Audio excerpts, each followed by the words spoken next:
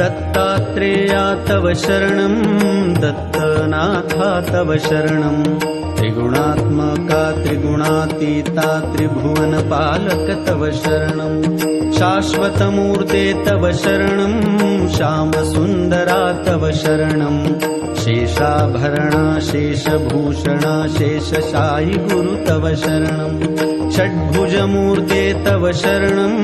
षड्भुजयतिवर तव शरणं दण्डकमण्डलु गदा पद्म शङ्ख चक्रधर तव शरणं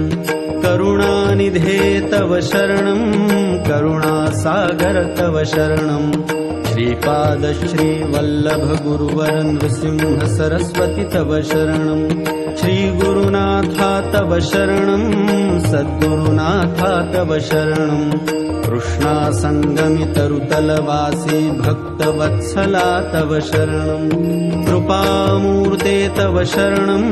कृपासागरा तव शरणं कृपाकटाक्षा कृपावलोकन कृपानिधे प्रभु तव शरणं